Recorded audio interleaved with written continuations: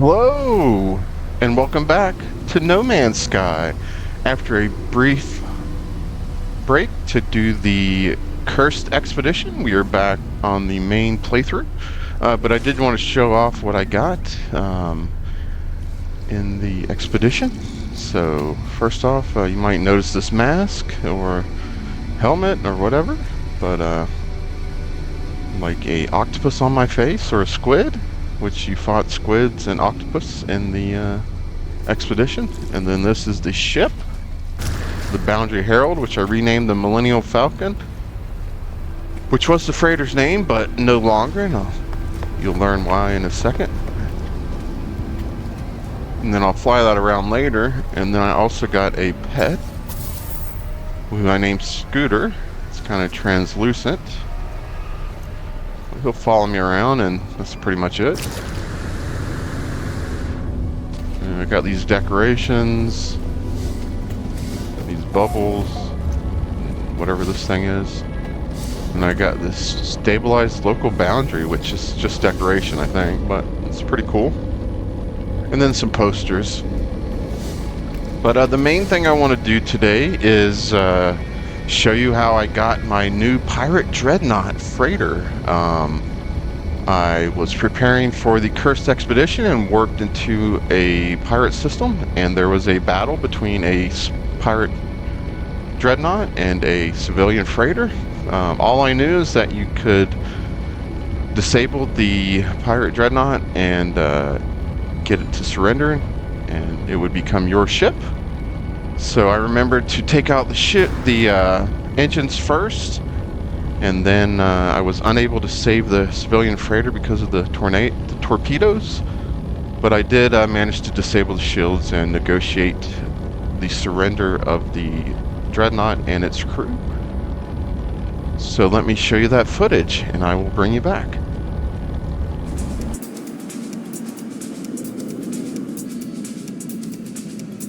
Enemy missile inbound.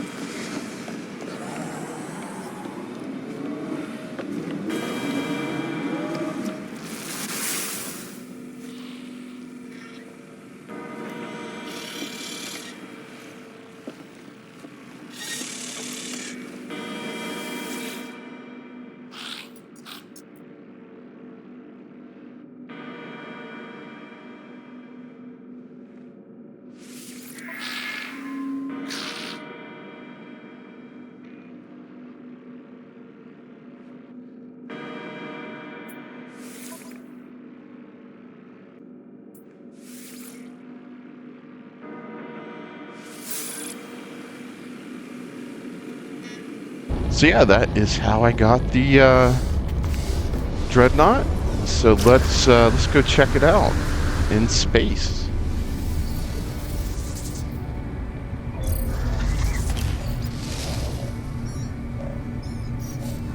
My frigate says damaged. Yes, yes, yes. Recall frigate.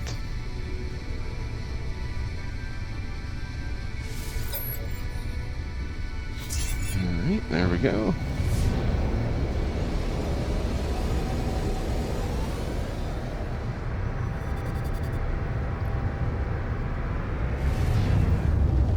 Let's put out our frigate.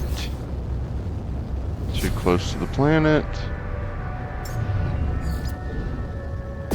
There we go. How awesome is that? I think it's significantly larger than my old freighter too, and so much cooler. Love the red highlights.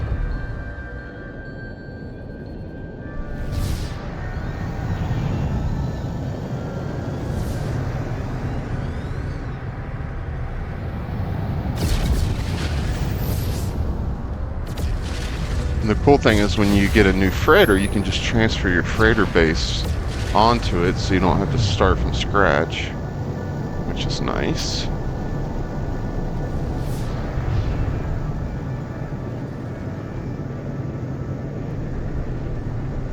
If I can find the entrance.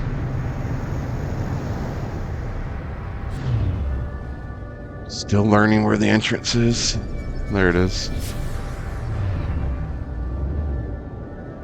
Coming in. Man, yeah, I'm so excited. And it's an A-class, which the old freighter was an A-class. I'm just glad it was a A-class Dreadnought. S-class would have been even more awesome, but that's okay. So I do want to rename it, since I'm now using the Millennial Falcon as my spaceship, and not the Millennial Falcon as my freighter anymore, and not using Shawnee's Wind as my spaceship. I do want to name the new freighter after my wife, so I'm going to call this Shawnee's Vengeance. There we go. I think I spelled vengeance right, maybe not. Alright. So there we go, and it's pretty much the same, just with red light accents. Instead of a Korvax crew, I have a Gek crew, which the Gek are my favorite species in the game, so. And just more red highlights, but the base is exactly the same. Just transferred it right over. Alright. And then after I finished the expedition, I got some radiant shards, which I knew I needed to repair that Sentinel interceptor we found and were unable to repair a while back.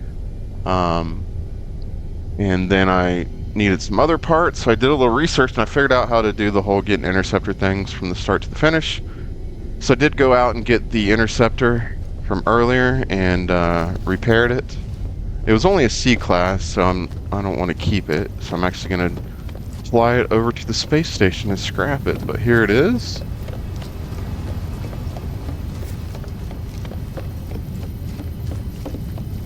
Pretty cool. I don't really love the blue color, but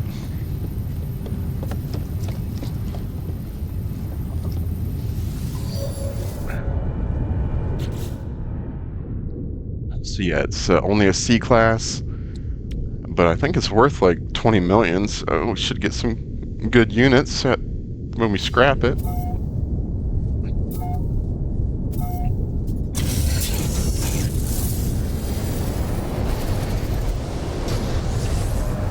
Fly over to the space station.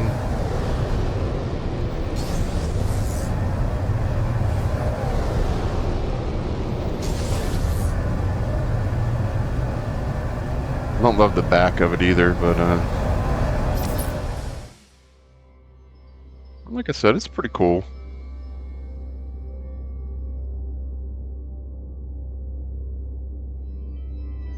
But we'll hope to get a better one. In today's space fact, I was wondering if there are any planets in our solar system that orbit suns instead of the other way around.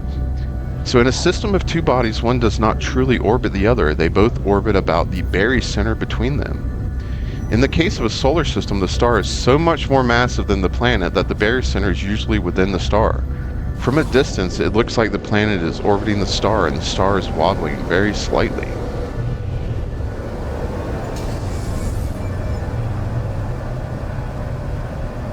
Let me get in here and I'll continue.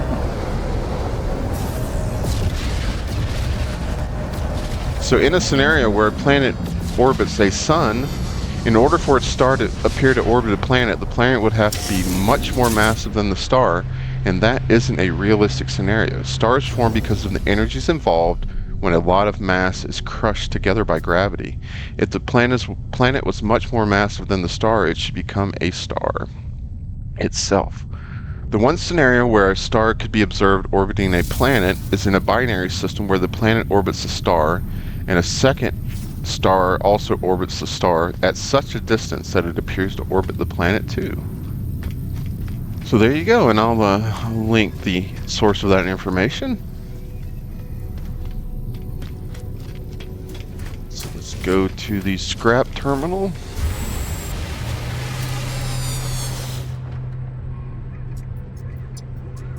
Begin salvage analysis. 18.1 million, awesome. Yeah, I mean, the whole process to get an interceptor from getting the thing to locate a echolocator to find a Sentinel interceptor to repairing and everything, 30 minutes to an hour for, 20 million units. It's pretty nice. So I'll do that in a future episode. We'll start from the beginning and go through the process to get a interceptor. Hopefully we'll find a better one that looks cooler. So we got some scrap to sell.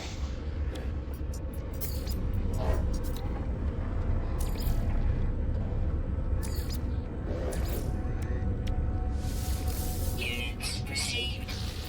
Units received. Units received. Units received. Is that it?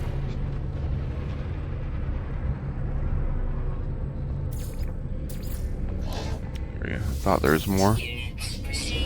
Alright. So let me summon the Millennial Falcon, and I have a storage augmentation to add to that.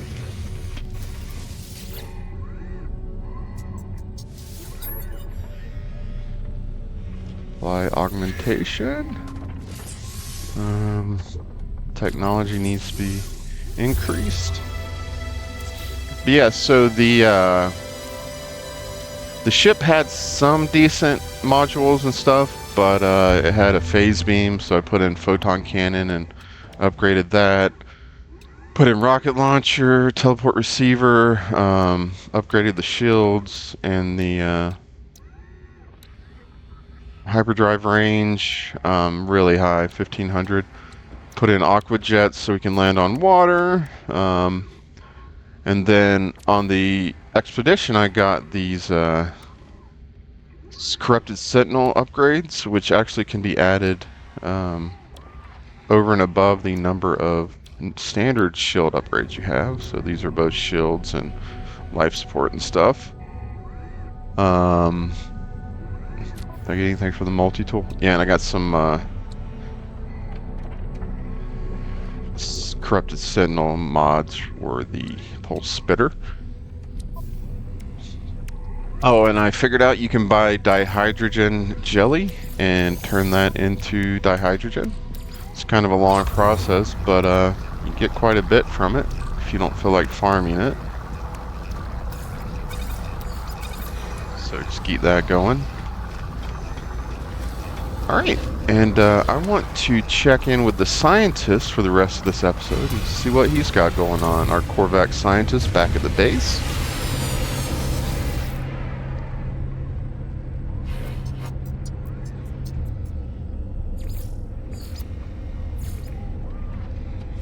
We haven't checked in with him in a while.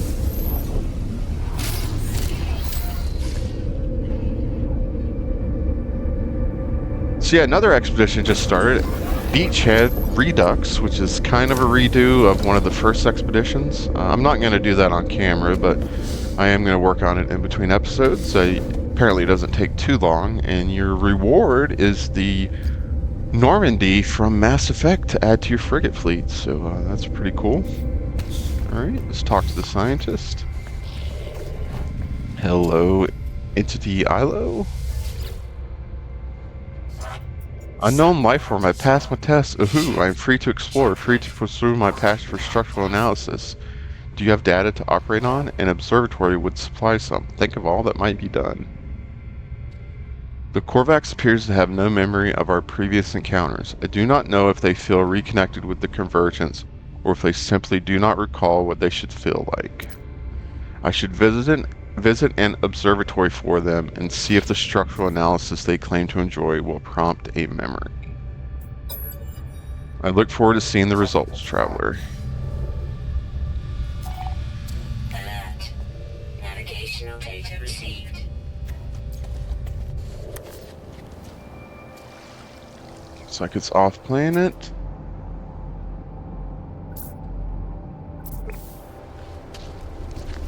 Let's fly over there.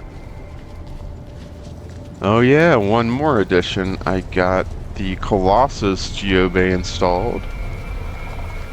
So I use this thing to upgrade to farm dihydrogen. It's actually surprisingly fast once you upgrade it. But it farms really fast and seems to get more yield. So yeah. Pretty cool. If I can stay out of holes. Alright. Off to the objective.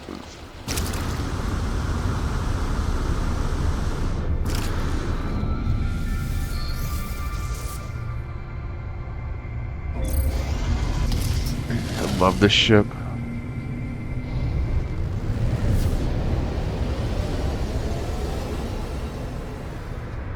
And it's actually, its damage potential is a little higher than the Shawnee's Wind solar ship.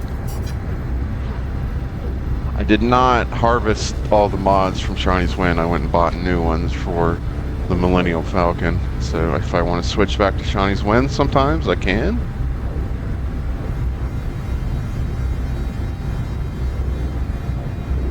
Love it.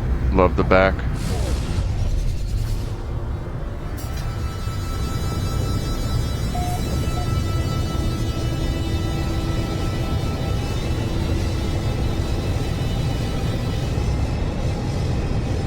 Coming in.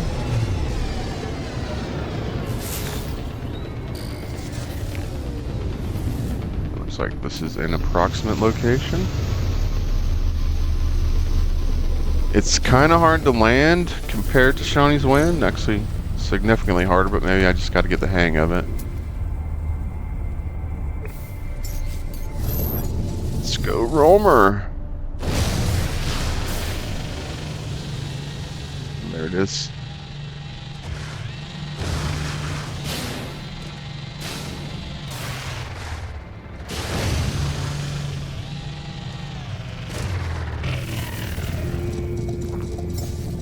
Let's get our little scooter out to hang out with us.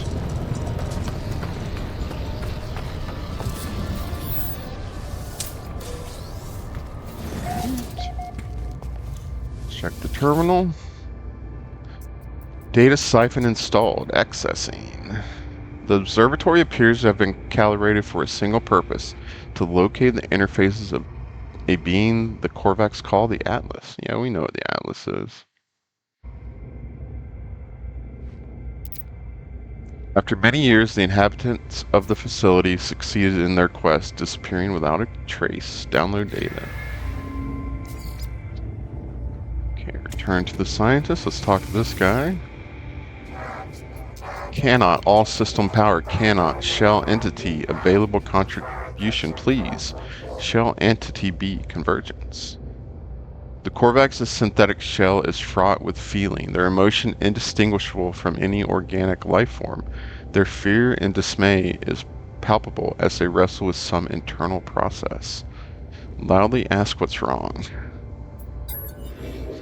Korvax flinches, hushing me. Their visor flickers as they reassure some remote entity. Surreptitiously, as though fearing observation, research entity Omnievex reveals a screen of performance results. The figures are well below the indicated benchmarks. It is apparent that their shell, underclocked for stability in this planet's harsh climate, is not meeting the standard their observatory requires of them. Reason with the observer.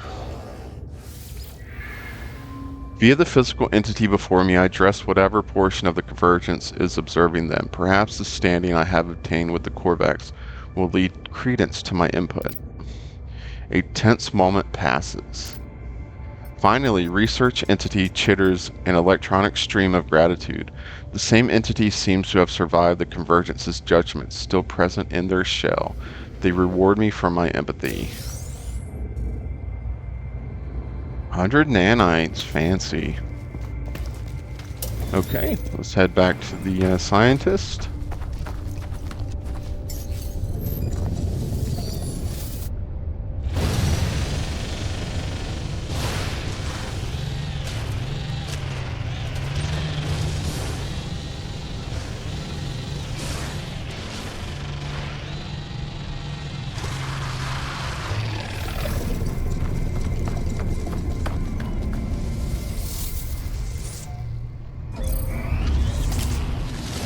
Base.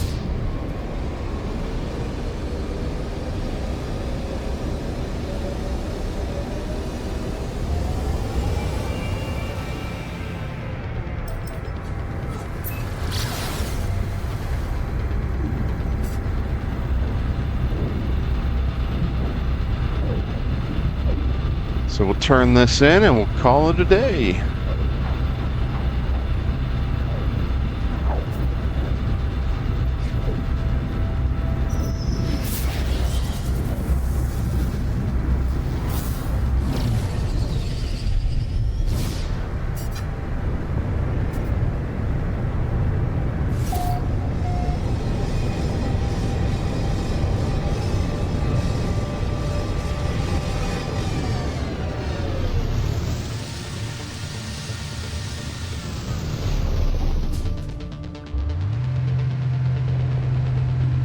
Here we are.